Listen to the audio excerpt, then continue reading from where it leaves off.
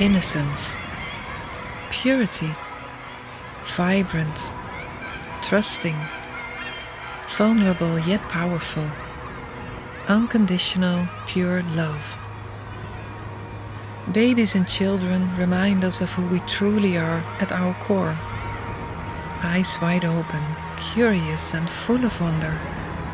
They wear no mask, just pure life energy, pure love. But somewhere in time, a darkness crept in. A certain group developed an urge to destroy the purity of our children, to steal their life force in the most unimaginable way. This reality is unbearable, too painful to grasp. The truth shatters the safety of our world, and so we look away. That feels easier, safer. Animals face danger head-on and instinctively protect their young. They confront a predator to defend what is sacred, their children. It is time we do the same and wake from the mass hypnosis. Reclaim our minds from those who prey on our children. Face the fear. Heal the wounds. Break the chain. Step out of the cycle of silence and complicity in organized crimes against children. It's about time, isn't it? This film is a call to the heart, a reminder of the innocent, fragile child that still lives within each of us. Protect that inner child, nurture it, and let it guide you back to your true essence. For your healed inner child can help heal all children.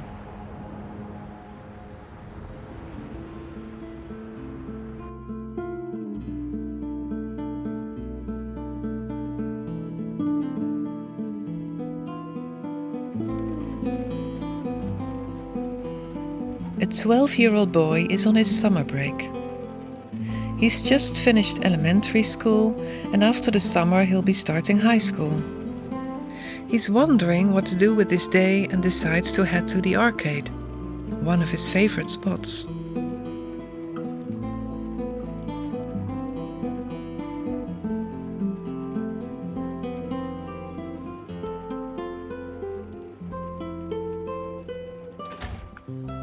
He's a handsome boy with delicate features.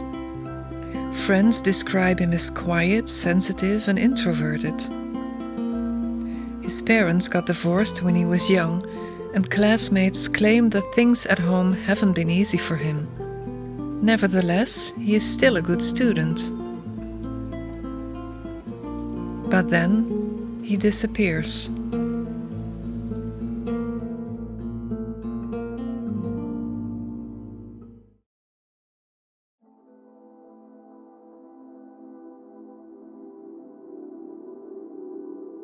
I'm an investigative journalist. I've been working under the pseudonym of Alistair. I've been investigating the power shift that is taking place right now, all sorts of forms of power abuse, and particularly organized sexual abuse of children. I've been investigating this for over 11 years.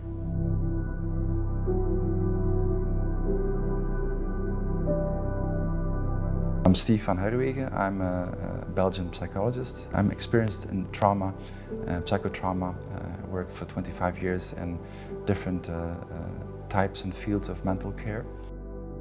I was always intrigued by the dark and the dark tunnels in life to find the light, because in the end that's what always drives me, the truth, and the truth lies behind the darkness. I recommend that to everyone to not be afraid of the dark. I'm very sensitive to all types of violence, all types of aggression, all types of abuse. Why? What motivates people to do harm? How can we learn from that, and how can we heal as an individual and as a collective? The oath of Hippocrates, primum non nocere, first do no harm. I think that's a very important principle. I'm David Icke, and I've been researching, investigating mind control, mind control techniques, satanic ritual abuse, and child abuse in general by the elite, in quotes, since the mid-1990s. And I've done this both in the United States, North America in general, Europe, and around the world. And the same story emerges wherever you look. I often get the question why I want to dive into this very difficult topic of organized child abuse, but it is about the children. And why wouldn't we be worried that influential people are involved and that there are blackmail operations and that policymakers might be mind controlled? For me, it's not the question why I do what I do, but why are not more people standing up? I've talked to dozens and dozens of survivors and victims of organized abuse. For instance, someone that was used as a child sex slave in the village or as a sex slave in an elite pedophile network, a doctor that stumbled upon a family where the children were involved in a local network. For instance, therapists that treat people that have been severely abused. Children that have been placed in a family with a pedophile knowingly and willingly by youth care, child protection services. It gave me a great insight in what happens behind the scene and how these networks operate, and also how it affects the people that had to endure this kind of abuse. When you first start to grasp the nature and the extreme nature of what is happening to children, and how what we call wrongly the elite in the world, in country after country, are the perpetrators of this, then you can immediately respond by putting the hand up and saying, can't be happening, too extreme, nothing, no one is as evil as it would take to do what you're claiming. The network is spread out, more elaborate than people expect. There are local networks, and anyone can be involved, really. It can be the shoemaker around the corner or the teacher in the school. It took a lot of people involved. It took doctors, psychiatrists, gynecologists, dentists. All these people knew what was going on, hairstylists. I mean, the list goes on. I could keep going on and on and on. Drivers, chauffeurs, butlers, housemaids. It took all of these people turning a blind eye. On a local level, often there are a few gatekeepers. For instance, the mayor might be involved, or someone within the police department, or the headmaster of a school, a primary care physician. But these local networks, they are connected to a national network. And then the national networks are connected to a global network. In the end, it is a global network.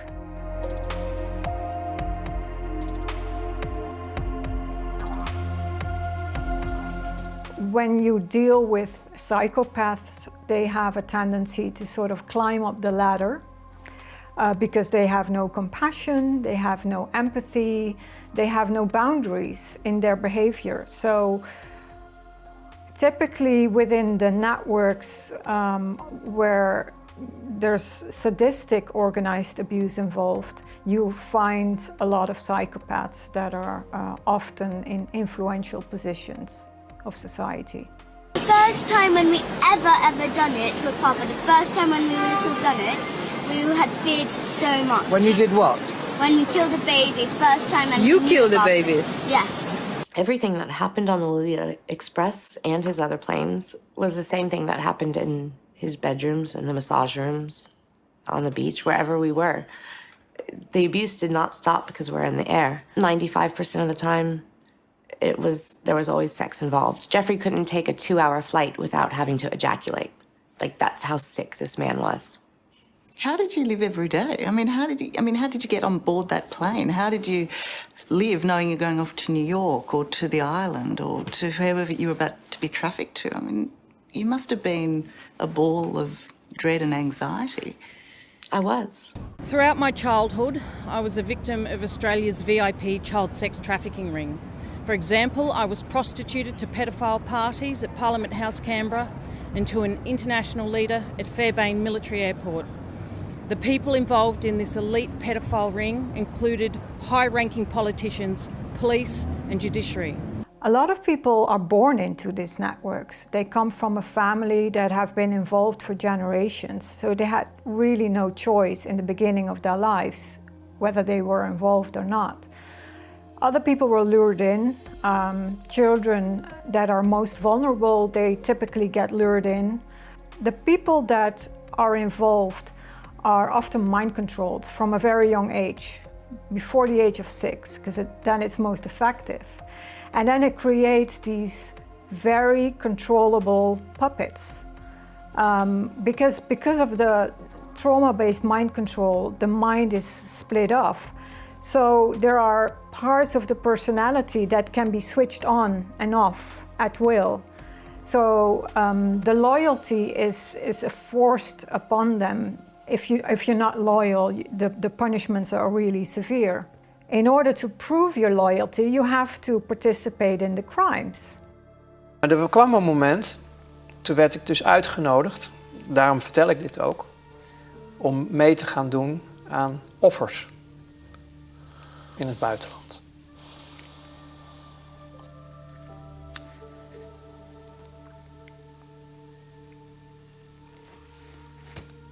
Dat was het breekpunt.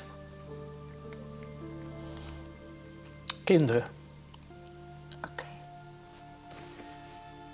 Dat werd je gevraagd? Ja, ik kon het niet.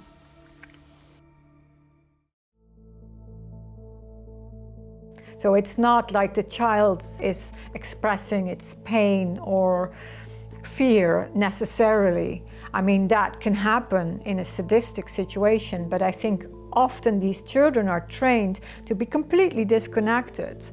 And so they are trained to pretend it is okay. There's gatekeepers within the police department, within the justice department, political arena, child protection services. Most people that work there are good people. They have a good heart. They really want to make a change. But there are gatekeepers that make sure that whenever someone reports to the police and wants to prosecute their perpetrators, it doesn't go anywhere. It goes up to a level and then it's stopped. These are the stories I hear over and over again. When you realize that most perpetrators are broken people because they have been subjected to childhood trauma, they didn't deal with their childhood trauma in a responsible way by processing it and evolving into a better human. They choose the road on becoming the one in power.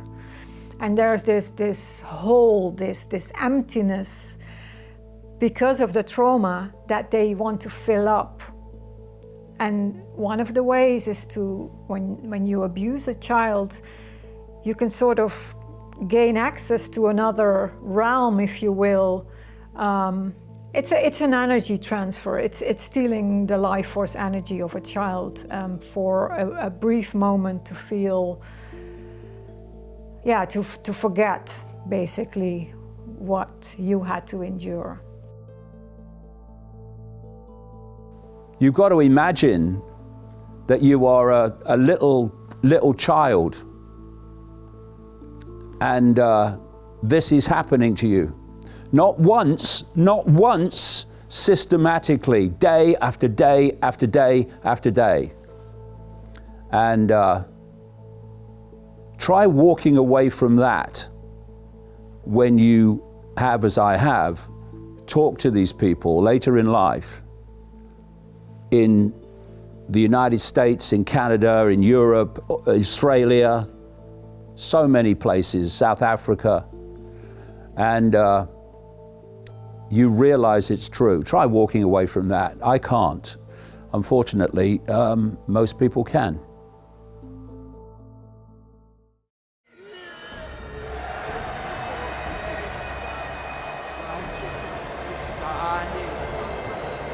When people are not familiar with satanic ritual abuse and they hear about blood drinking rituals, they think it's so absurd and fantastic that they think it's not true, but it actually makes a lot of sense. And we know that from historical pictures that it is something that has been done for thousands of years.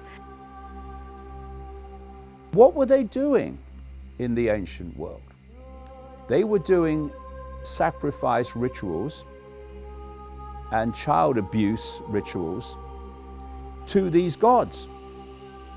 And why were they doing them? It was a gift to the gods, okay. So what do the gods get out of it then? Well, as you do the research into this and the dots begin to connect and you see how the picture forms, these gods feed off low vibrational human energy. When a child is terrorized and hurt, the body produces a very high level of adrenaline. And that adrenaline, when it's oxidized, there's a compound produced that's called adrenochrome. And it has self-healing abilities. So it's basically a reaction of the body to heal itself.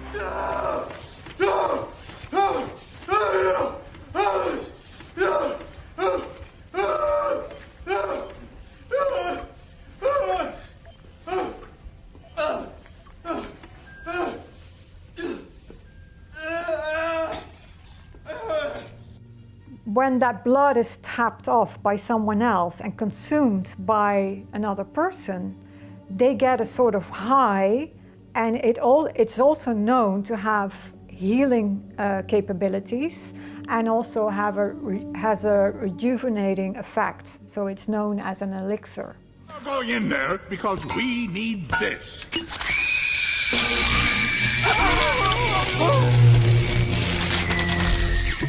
Our city is counting on you to collect those children's screams. Without Scream, we have no power. Yes, it's dangerous work, and that's why I need you to be at your best.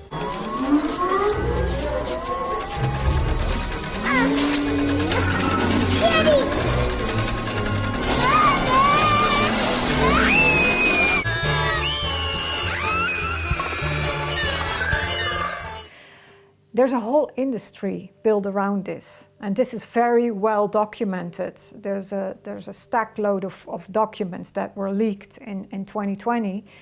And it's interesting because the hijacking and trafficking of children and abusing them in a horrible way to produce this adrenochrome is illegal, obviously.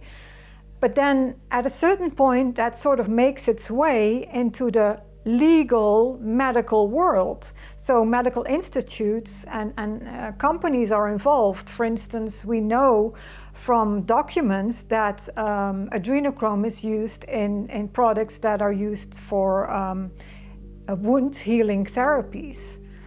The big pharmaceutical companies just have it on their website. So it is very well documented, maybe not always literally the blood drinking, but we know it's the most expensive and addictive drug in Hollywood.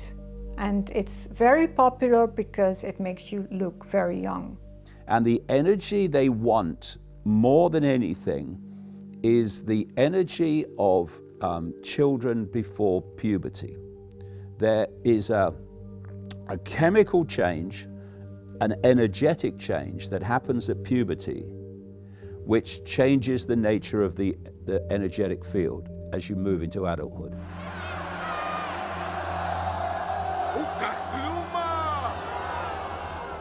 They do things like using mantras and symbols and chanting and using specific numerology, specific dates, locations to invoke spirits, demons.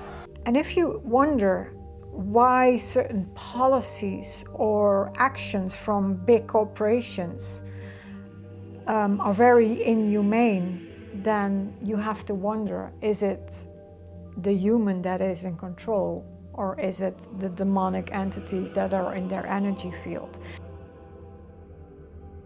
Everything is based in satanic ritual abuse. They need to lower the frequency as low as possible. So they use fear and despair. The spirits that come from another realm, it has to match that frequency, which is very low frequency. What are you doing when you chant? And there's loads of these chants in this satanic ritual abuse.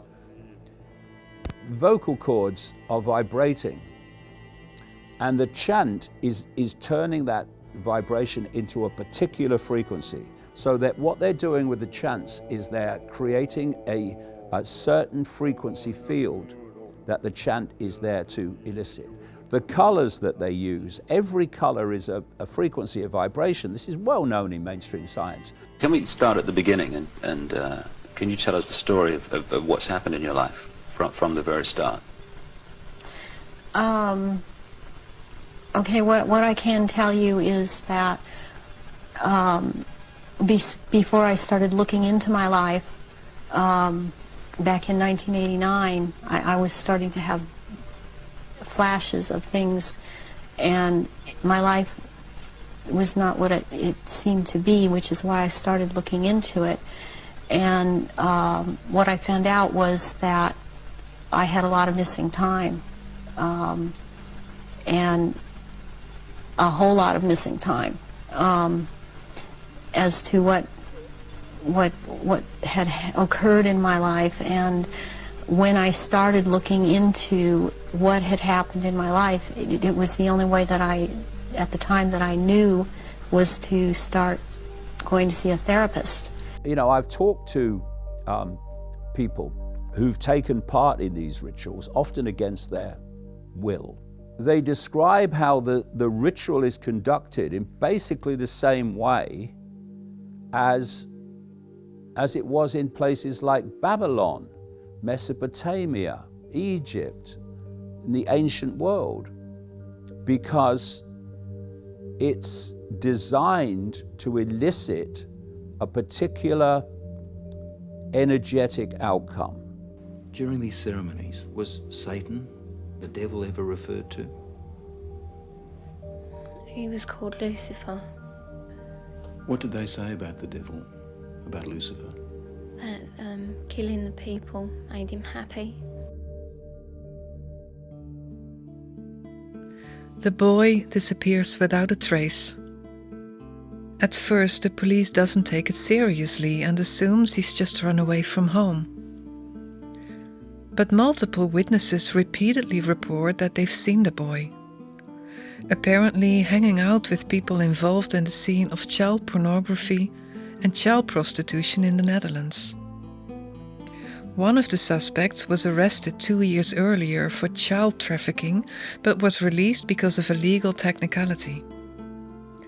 Another suspect later admits to bringing the boy over from Germany himself. Several underage East German boys who give statements to the police say they had been lured to the Netherlands under false pretenses. They were promised acting careers. It's possible the boy was also tricked into coming to the Netherlands this way. There are also several witnesses who claim that the boy's father, who was an agent of the Secret Service in the former East Germany, the Stasi, may have been involved in the disappearance. He's also mentioned in a well-known Dutch case file about a former high-profile pedophile network, where he was allegedly involved in sadomasochistic practices. and he was reportedly seen multiple times at a known bar visited by pedophiles in Prague. According to several statements, a high-ranking Dutch official was also a regular visitor in that bar. The father, however, denies any involvement and is released after a brief interrogation.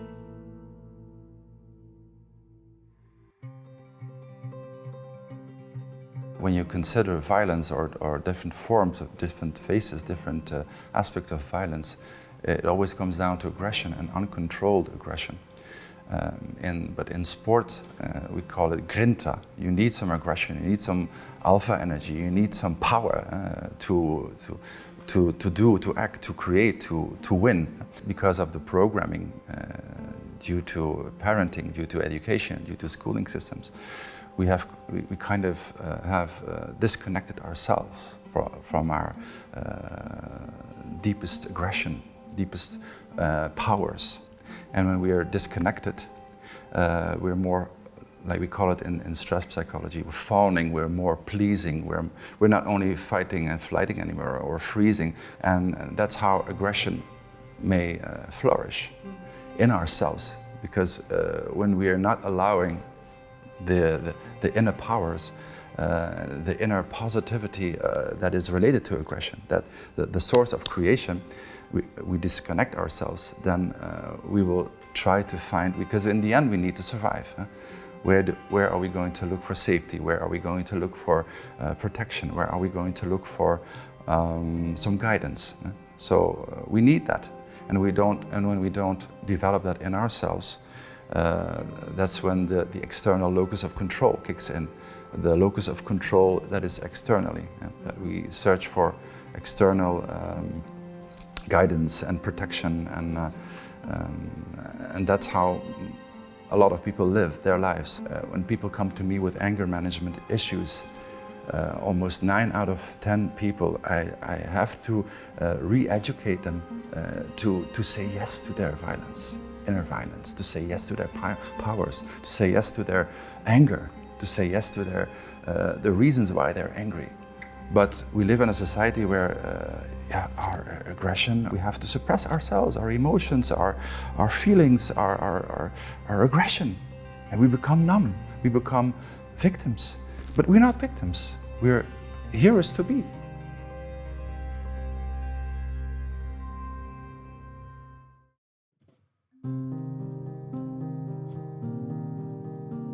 Mengele came, and he decided to send me to the left and Miriam, my twin, to the right, which meant I was supposed to go to the crematorium. My sister, my elder sister, Hannah, when she realized that, she bent down on her knees and begged. She did not know that that was Mengele, and we didn't know that name before. But she begged, she said, since we were twins and we have never been departed till now, she begs him to leave us together. And when Mengele heard that we were twins, and I had already been gone towards the crematorium, and I walked, and I got quite close to the crematorium. I could see the fire coming out through the chimneys. I could even feel the burnt flesh. Only then I began to realize that I am probably going to that place. But all of a sudden came an SS man and pulled me out of the line and brought me back to Mengele.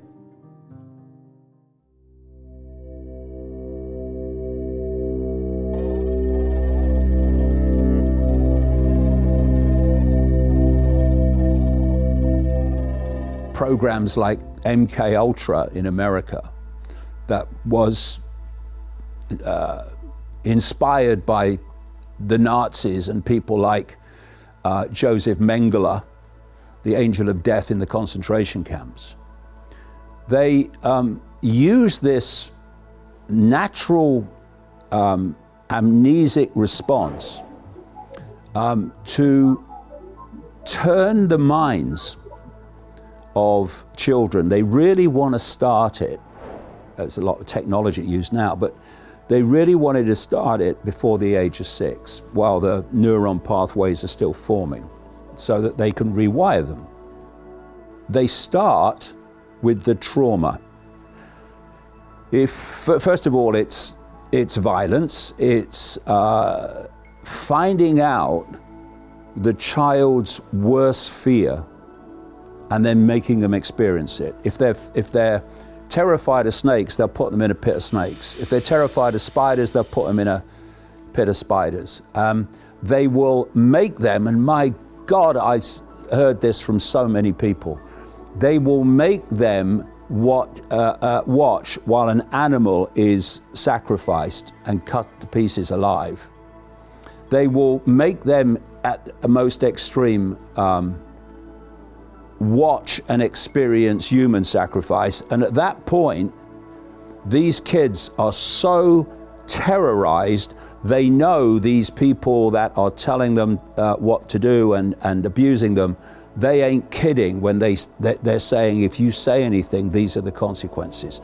Not just for you, for your parents as well. It's my strong conviction that we're all traumatized. Can all be put on the trauma spectrum. We didn't learn to cope with it accurately, so that makes us a bit blind,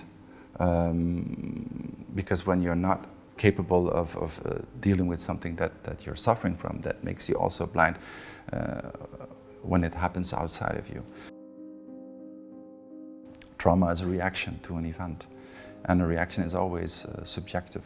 It's never generalized, so you cannot judge.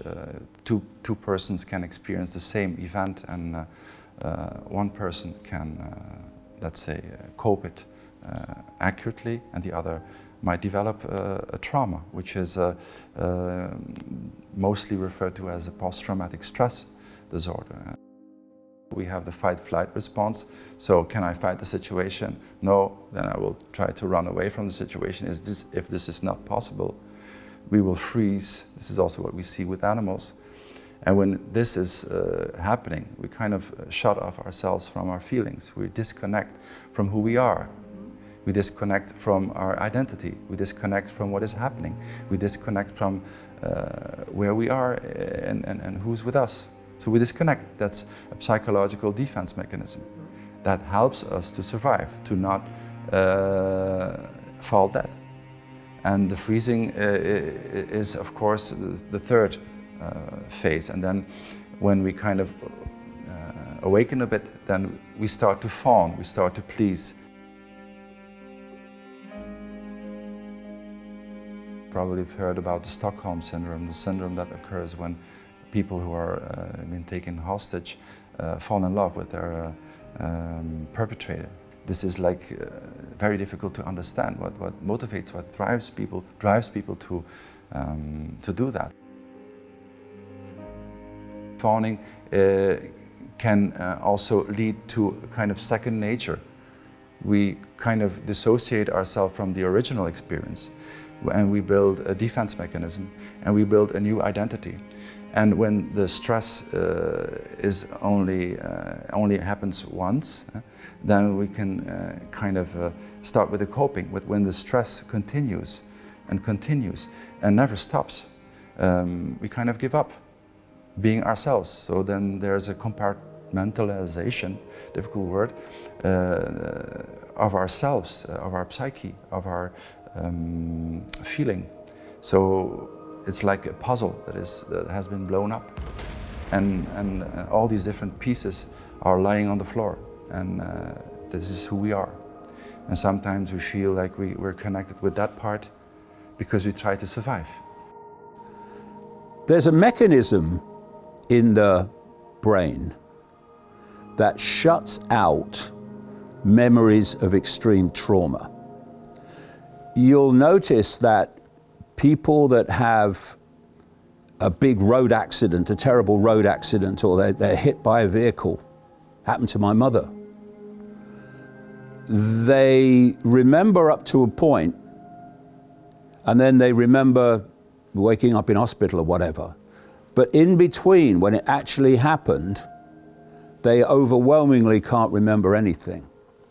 This is because the mind-brain puts an amnesic barrier around the memories of extreme trauma. Why? Because you don't want to keep experiencing it. There are even studies conducted with patients with DID disorder, where they saw that there were different personalities, and each of these personalities had their own diseases. This, of course, directly, not indirectly, directly related to forms of violence, chronic forms of abuse. MKUltra aims to develop techniques for modifying behavior through a combination of drugs, hypnosis, and sensory deprivation. The program sought to create a Manchurian candidate, an individual who could be programmatically controlled to carry out tasks or missions. In terms of the Manchurian candidate, the idea is to use hypnosis, drugs, fear, terror to split off part of the mind.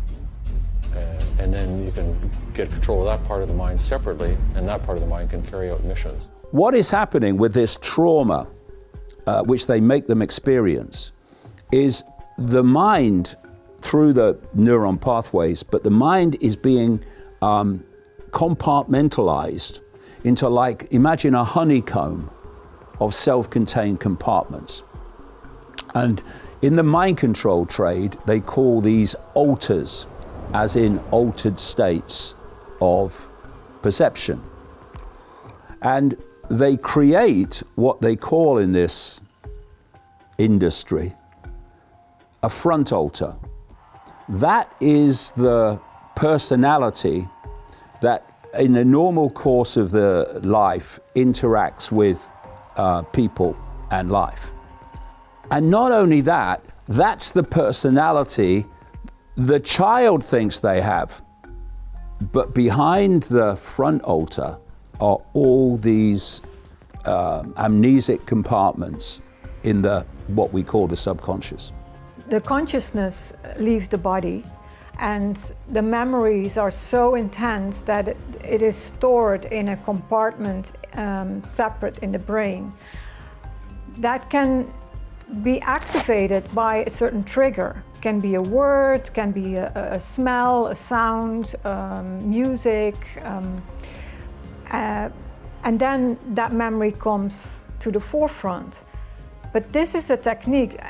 I mean, it's a natural response on severe trauma for self-preservation. I have sat in a therapist's front room, and in front of me was a woman, her name was Carol, I remember that.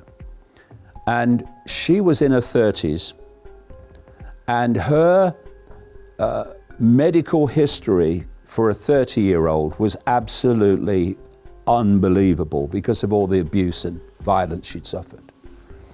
And I watched this lady, this therapist, who had worked with Carol for a long time. And she'd started to elicit the codes bit by bit by bit, painstakingly, that were activating the different alters compartments. And I sat there while Carol was sitting on the sofa and becoming a stream of totally different personalities just by the codes that the therapist was giving her. So I saw a baby coming out of this 13-year-old, acting like a baby. I saw someone who was terrified. And I saw someone in this, she was a lovely lady, Carol. I saw someone come out of her, the personality, the way she suddenly acted when the codes were given, who was so fricking evil. He also was put in an insulin coma for 36 days with a recording beside him saying that your mother hates you over and over and over and over and over. Well, there's a lot I could not remember after I got out of the Allen. When my family came, I was a zombie. I didn't even know who they were. So these compartments, for instance, can be then programmed with instructions, say, to assassinate someone or to go crazy with guns in a school in America.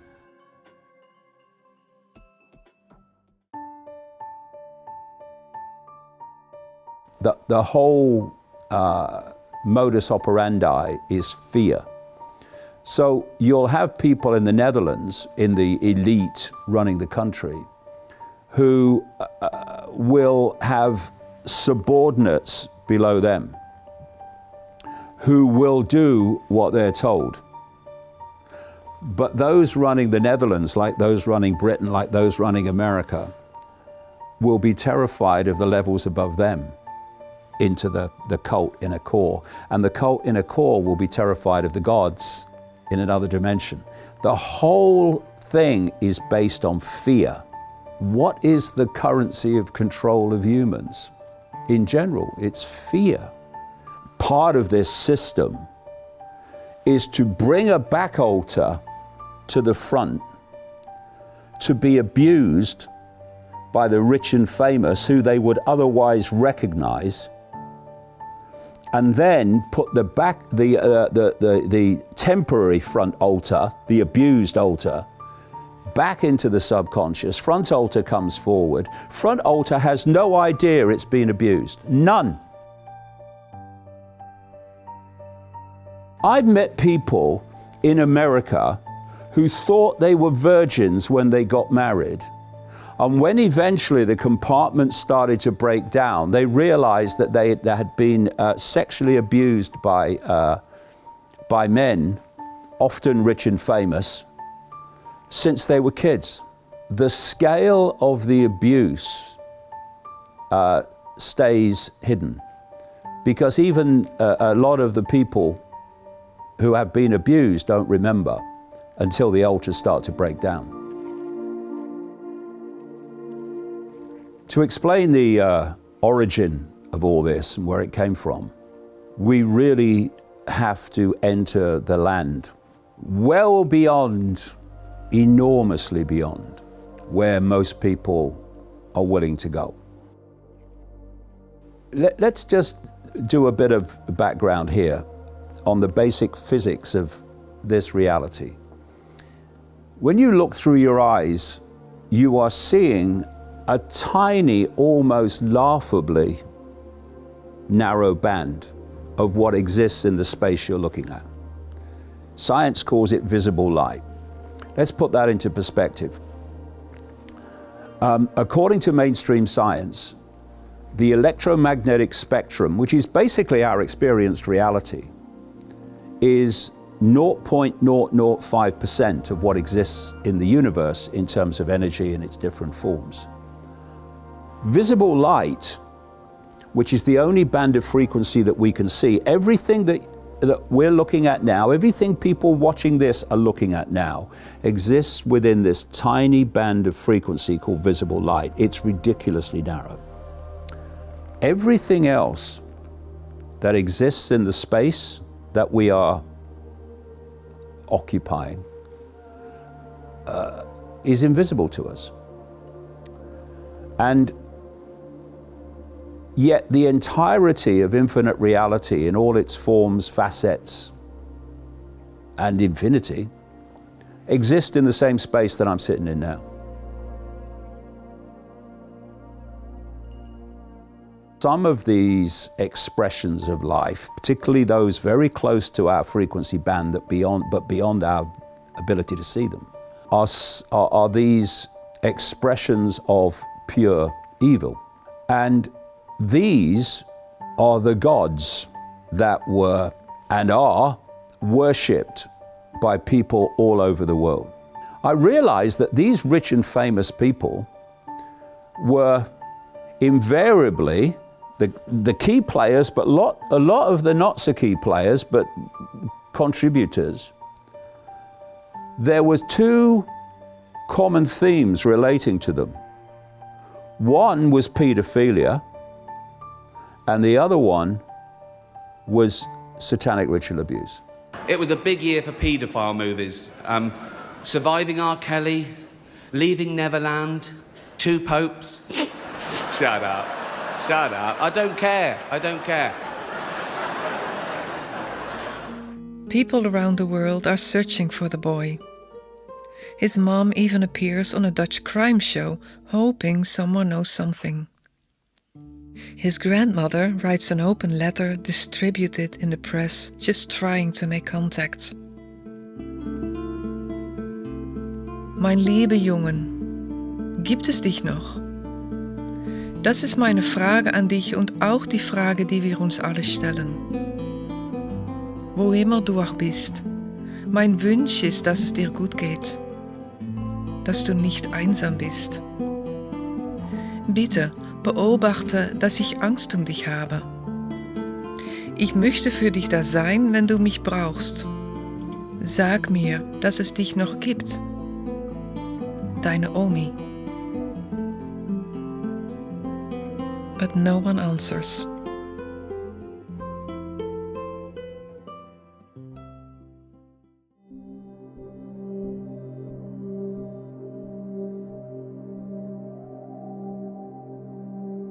And we are programmed. We are programmed through our parents, through our grandparents, through their grandparents. This is what we call transgenerational programming. I've worked with 3 to 4 generations of pedophiles in forensic psychiatry. And I remember a person who was sitting in front of me, who was saying to me, like, why do I have to go to a psychologist like you? We know how love works. Society doesn't know how love works. We are not wrong. You guys don't simply see it the way you should see it. In our family, this is the moral.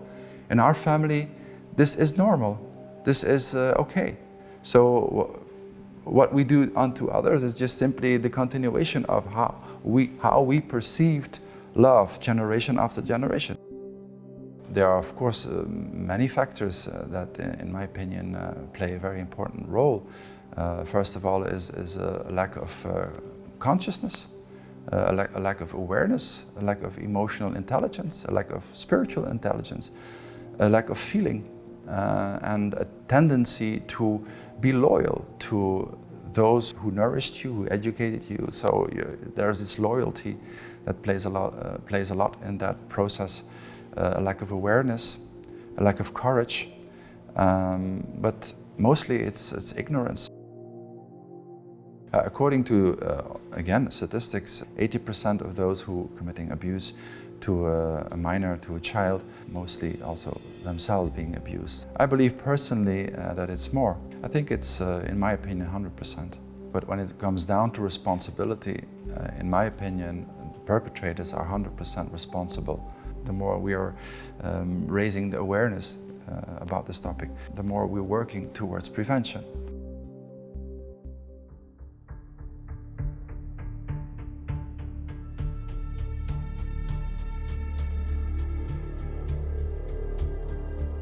Child trafficking is the most profitable industry in the world. If you take the top 5 industries, oil and gas, big pharma, big tech, the weapon industry, banking, the approximate average across these industries is a 15 to 20% net profit margin. Data analysis indicate that child sex trafficking operations have a net profit margin of 70 to 95%, depending on the frequency of their exploitation, due to the near zero payments to victims. Plus, they do not pay taxes because it's illegal what they do, so the financial benefits are enormous. In the 90s, there were a number of scandals that arose in the Netherlands of organized abuse. Some of them happened in schools, believe it or not. There was really good journalism back then. There were journalists that really wanted to dive into it and published good stories. But there was always a turning point when things were getting out of hand. There was some sort of intervention, and then the investigation stopped. There was a reason propped up why everything was not true. The story was twisted, turned around, and downplayed. And a good example is the Zandvoort case, which was a large-scale child pornography collection that was busted. Cet homme de 49 ans est apparemment chargé de la diffusion des images sur Internet. Évidemment, Marcel s'empresse d'aller au contact d'Ulrich à Zandvoort, une station balnéaire en Hollande. La rencontre s'effectue dans l'appartement même d'Ulrich le 11 juin 1998. Ulrich était ivre ce soir-là. Il était complètement bourré. Ulrich l'a amené chez lui. Marcel a vu un appartement très luxueux, très moderne. Et 8 ordinateurs. Sur chaque ordinateur, il y a du pédoporno. L'appartement d'Ulrich à Zandvoort semble bien être le centre du réseau. Des ordinateurs qui ne sont jamais éteints. De nombreux virements aboutissant sur un compte bancaire, nom de code Apollo, du nom du voilier d'Ulrich, sur lequel on filmait des viols de mineurs. I've seen the police reports that stated that there were 90,000 children involved. That's quite a significant number. When you look at the media reports that started to report on it, they had no choice. They had to report on it because it was so shocking. They downplayed it and they said, oh, but most images were already existing, so it was an existing collection, and there were just a few hundred new images. And the only tabloid that really did a good report on it was Humanité, the French tabloid. And they managed to make portraits of the victims and publish that in a portrait book. And they were contacted by parents because they were looking for their missing child, or they knew their child had been abused and they wanted to find proof. And they were able to identify some parents. The journalist said there were about 80 parents, from what I remember, that identified their children. But it was always told to the parents, no, this is not your child has been identified in the Netherlands or in Belgium. And this, it looks like your child, but it is not. In the Netherlands, there were a number of reports and investigative commissions to investigate sexual abuse in schools, in sports, in child protection services, the Catholic Church, and sadistic ritual abuse. It always ended up in a thick report, press release, and then that's it. No one ever got prosecuted, no one ever went to jail. And in the case of the investigation of sadistic ritual abuse, that was a result of a resolution that was passed in Parliament in 2020. And part of that resolution was they had to investigate also the scale of it and how this network operates, how it's interwoven with other things. And they refused to do that. So they neglected their parliamentary duty to do so. And instead, they just talked to a few survivors. They said up front, we're not going to investigate or search for evidence. There were interest groups that were quite involved, and they wrote several letters to Parliament and to the Commission. They said, well, we have a plan, there's technology you can use to search the dark web, and there's evidence there. There's clearly evidence, because there were therapists that treated the survivors, and they said, it's my child pornography films are on the dark web. They refused to do that. And then when the report came out, the media said, there's no evidence.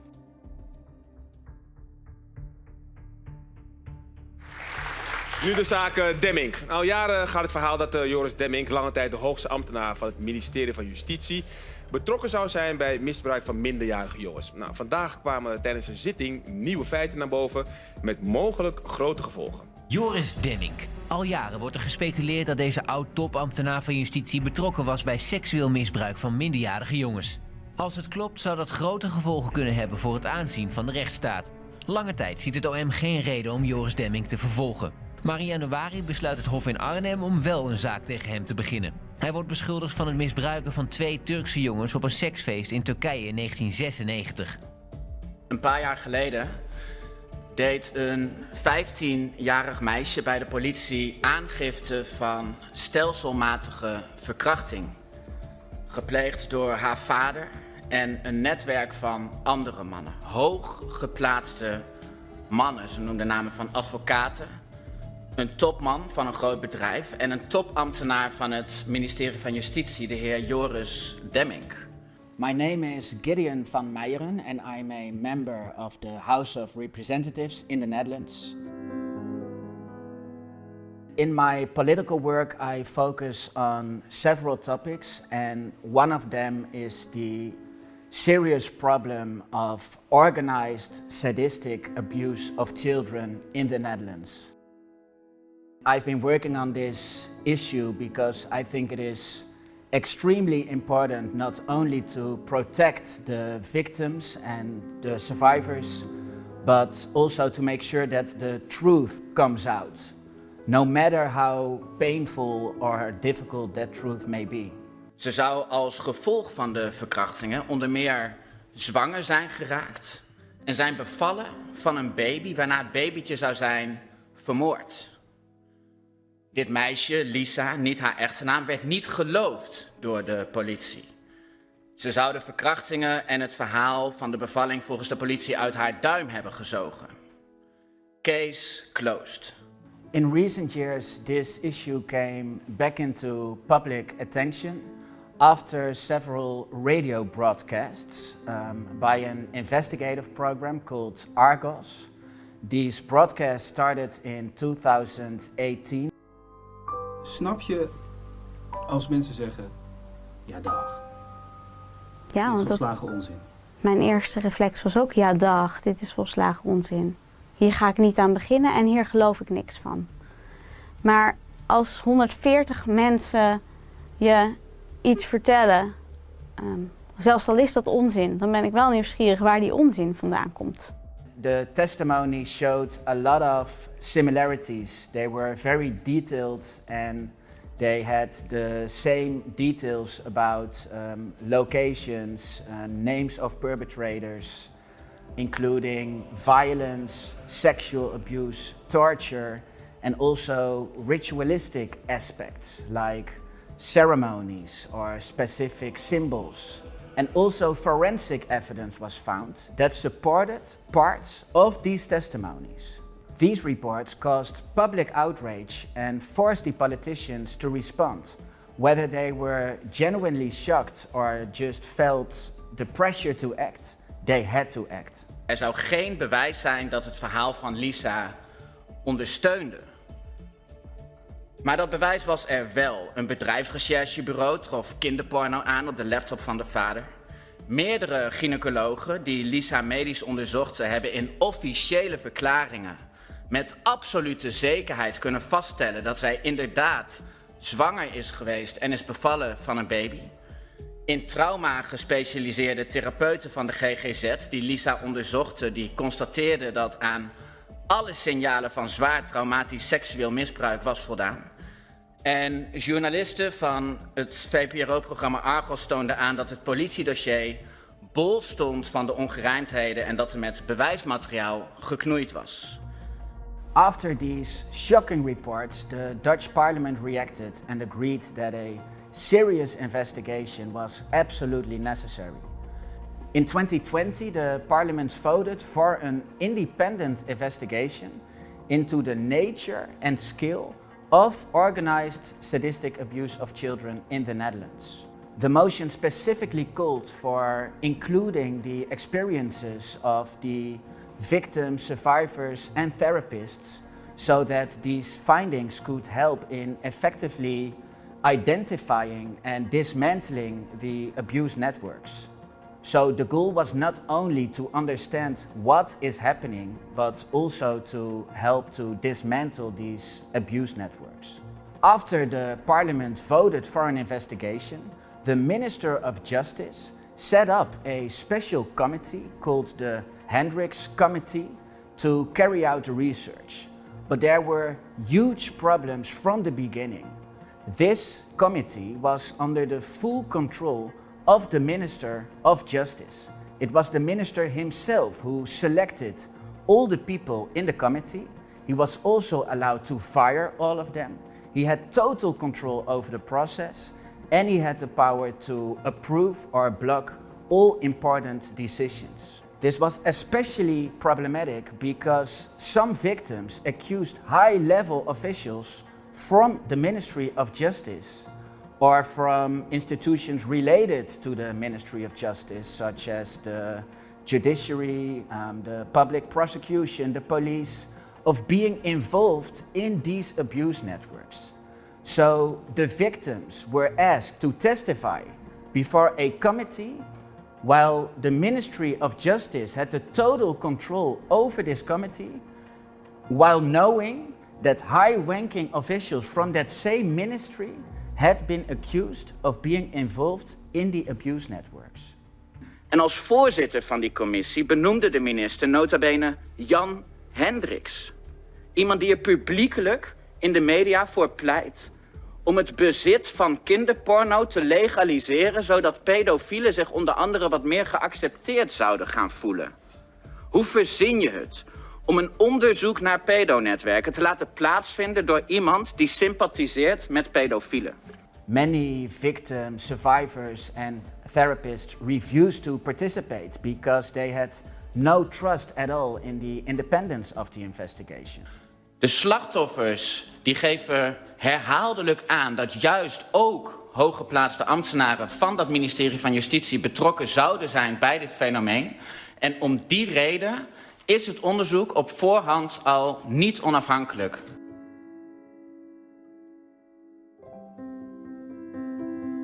So as a result, most victims who could have provided crucial information, they were not even heard. This allowed the authorities to avoid hearing the full truth and make sure that many important facts never came to light. Many victims and therapists were not even heard.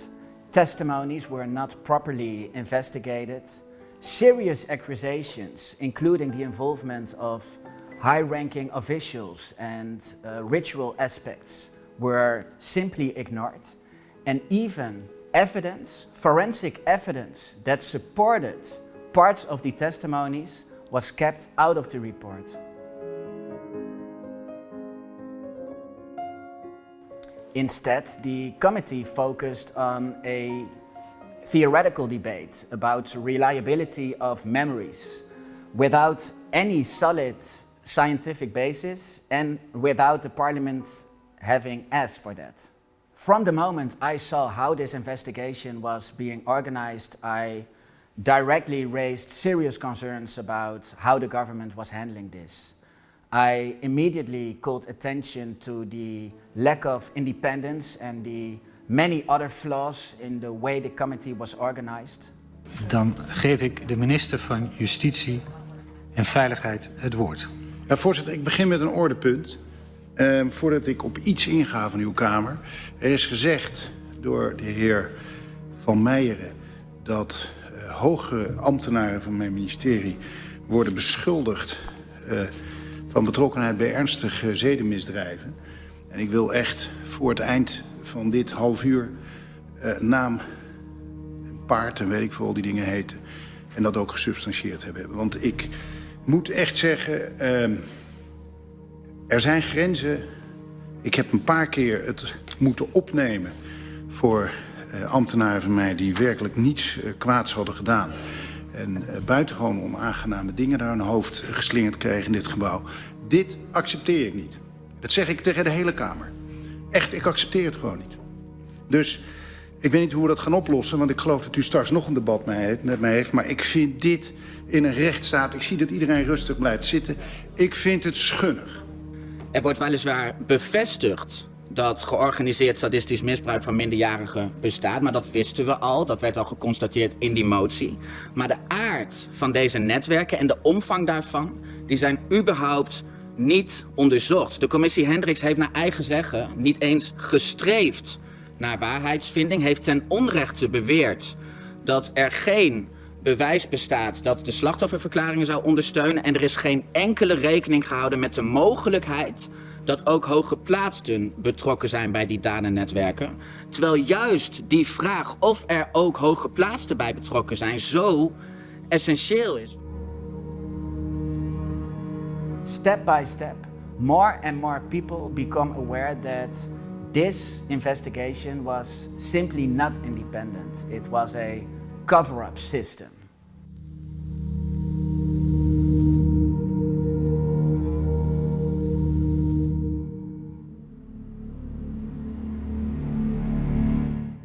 Between 2012 and 2024, last year the number of trafficked children, child trafficking has tripled from 1.3 million to 3 million.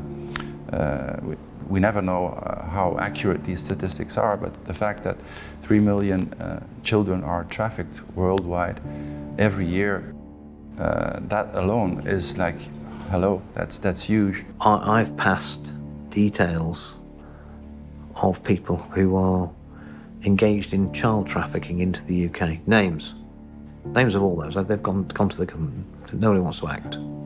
Nobody wants to act about it.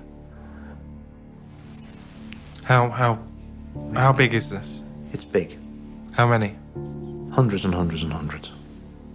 And so they're taking these children to who knows where, and they're doing who knows what to them. Well, I'm told that they use them in the sex trade for about 3 years, and then they're worn out, and then they organ harvest them. Wereld sta op, gaat onderzoeken. Organenhandel. Kinderen. Hoor je niemand over. Niemand doet wat. Die satanisten, fuck ze. Dat is nog maar een klein zielig groepje.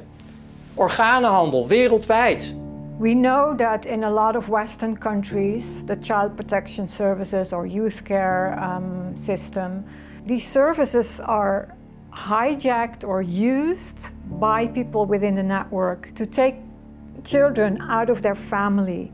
And of course, the most vulnerable families and children are subjected to this. So single parent families, families where the parent or one of the parents is addicted, families where there are a lot of financial problems. And it's difficult because it's not a black and white story, because if you talk to social workers, you hear their stories. There are situations where the children need to be brought into safety because they're not safe within the family that they grow up in.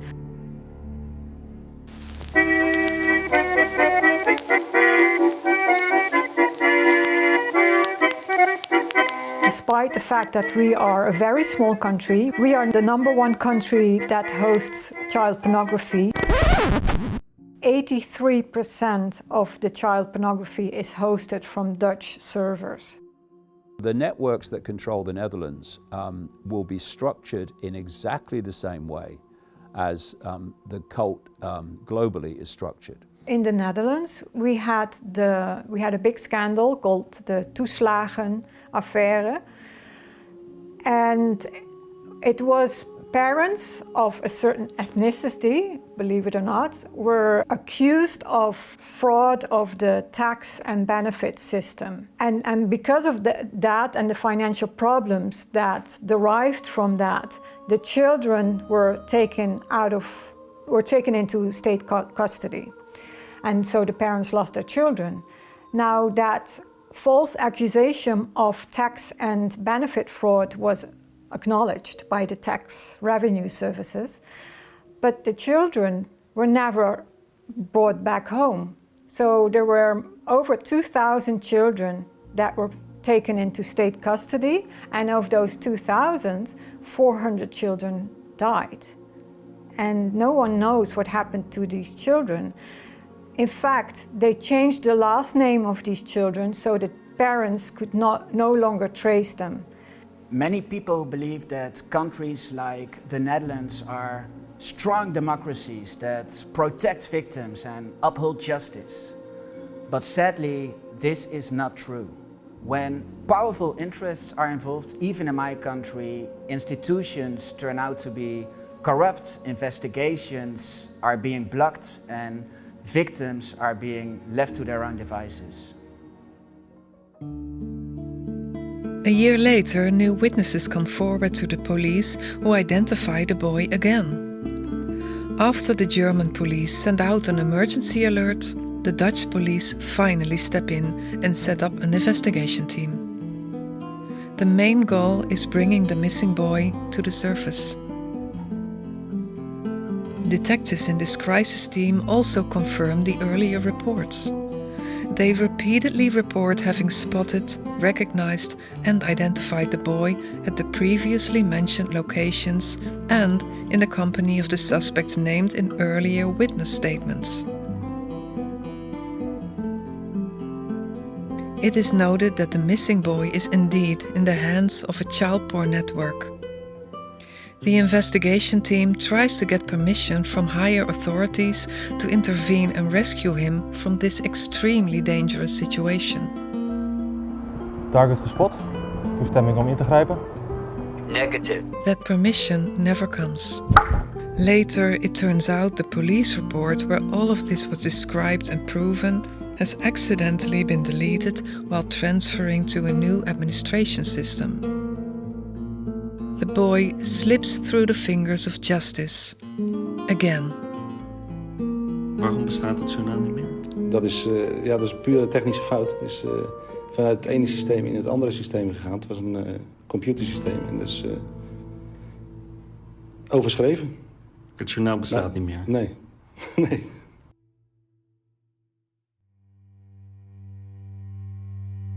Well, the first step is to feel the pain. That if you rush through and don't allow yourself to recognize how much harm there's been, it's kind of a shortcut. But once you've forgiven it, you have to, one, most people have some kind of either faith and belief in something bigger. You have to have that. Two, you have to be able to calm yourself down.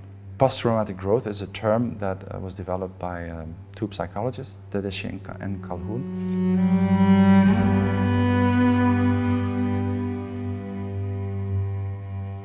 Could also mean that you say to yourself, whatever happened to me, I will do everything that is in my power to not repeat the cycle.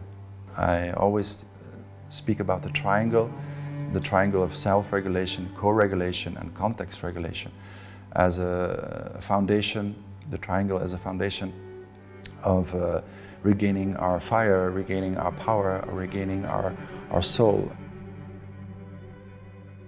Self-regulation refers to what we can do ourselves to recover. Co-regulation refers to what others can do for you or what we can do for others. And that's a very important dimension. And then there's also the context.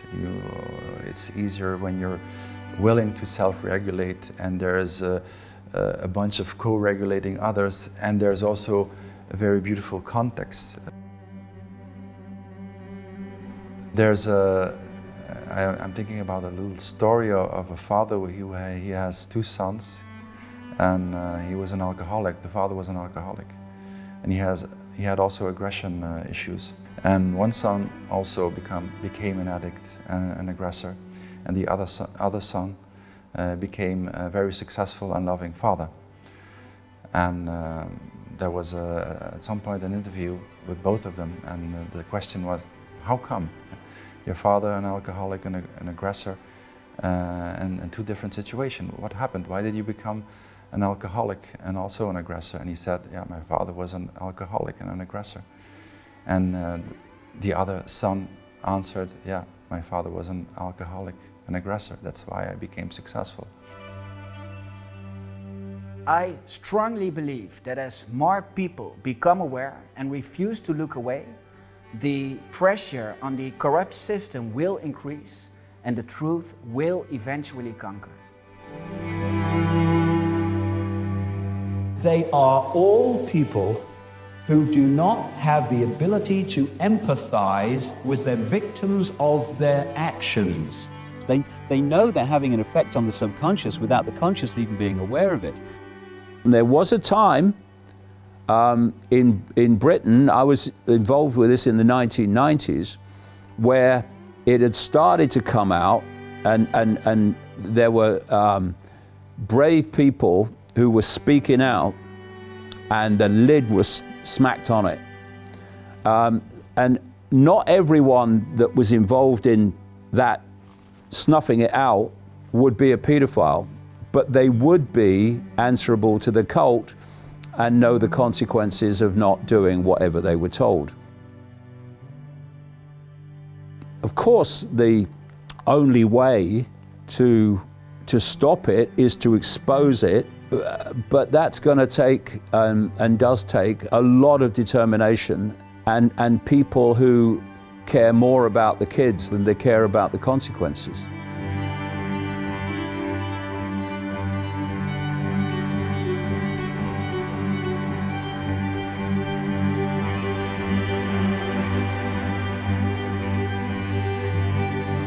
Justice is done something by the system.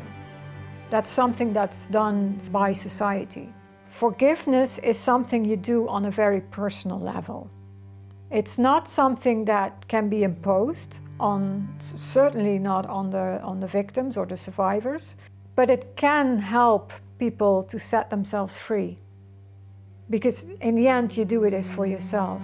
You can use forgiveness and compassion for yourself, not to get stuck in the lower vibration emotions. It took me years, maybe 10 years or so, to get to that point where I could feel compassion, even for perpetrators. And that's a really strange concept, because at first you're angry, I was very focused on justice. But it also brings you down. I mean, I always felt after I had dealt with a certain shocking story that I had to recover from it. I can imagine that a perpetrator is brought to justice. I can feel the tragedy of their lives, how they were lured in as a child into the network, abused as a very young child. You can go back to that image. People that are in a constant state of anger tend to have more issues with their hearts, with their different organs. When you're cherishing a state of unforgiveness, consciously or subconsciously, you're hurting yourself. So the question is forgiveness important? Well, according to me and according to a lot of studies, it's very important.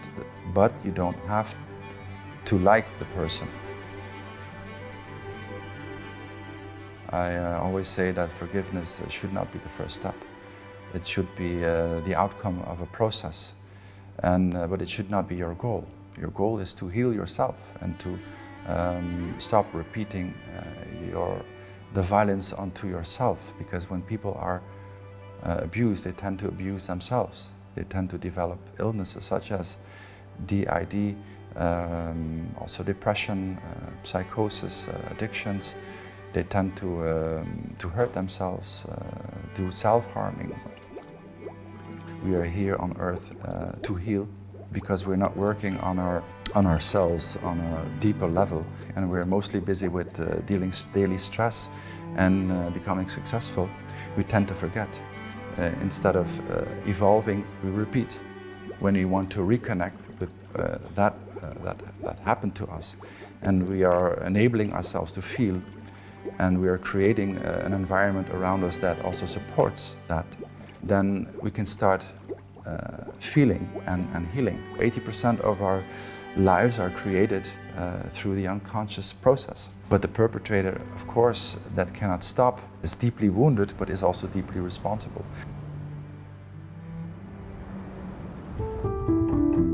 This story is not made up.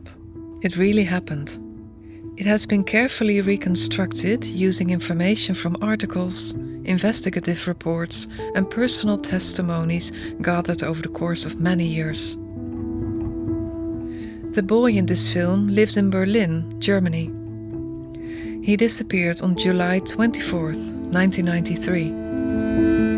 Several testimonies say he was abused by multiple men in horrific ways on a sailboat in the summer of 1994.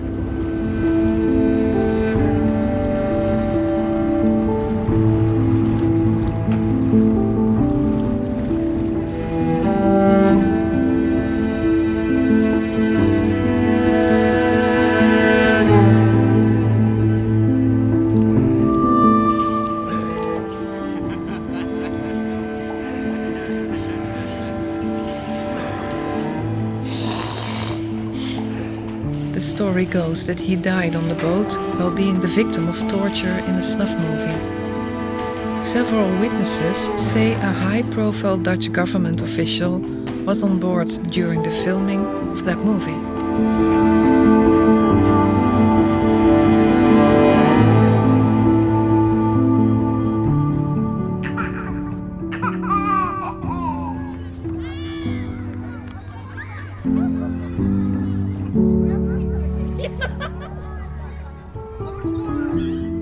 It has been stated that the boy's dishonored body was thrown overboard in open water in the Netherlands. The boy's remains have never been found.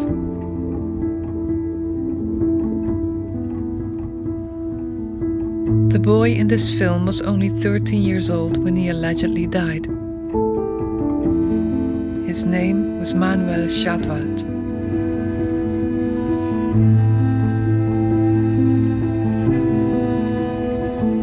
There were investigative journalists that worked on the case for over 10 years. I see this case as one of many deeply disturbing examples that show how far these networks may reach and how serious the consequences are for the victims. Observatieteam heeft gisteravond gereden. Ze herkende Manuel Schatwald als een van de jongens die bij Lothar was. Wat is uw reactie daarop? Nou, dat is naar alle waarschijnlijkheid niet de Manuel Schatwald geweest. Hoe weet u dat zo zeker? Ja, omdat het niet ondersteund is door andere getuigen. Er zijn diverse mensen die denken Manuel gezien te hebben. Hij had nog een algemeen, althans in dat circuit voorkomend algemeen, een vaker voorkomend uiterlijk, laat ik het zo zeggen. Maar weet u het zeker dat hij het niet was? Ik ben geen helderziende, maar wij gaan er voorlopig vanuit dat hij het niet was. There were witness testimonies, forensic indications, and even signs of involvement of very powerful people. But sadly, as in other cases, we see a pattern of authorities failing to follow up on crucial leads, allowing many unanswered questions to remain. And that's why films like this are so important and so few in number, but so important. This boy represents so much. It's not because you're not alive anymore. You're not capable of cultivating post-traumatic growth. That we, that are still breathing, should not take the responsibility and do the work for him. So that's my motivation to continue the work of those who could not continue their work.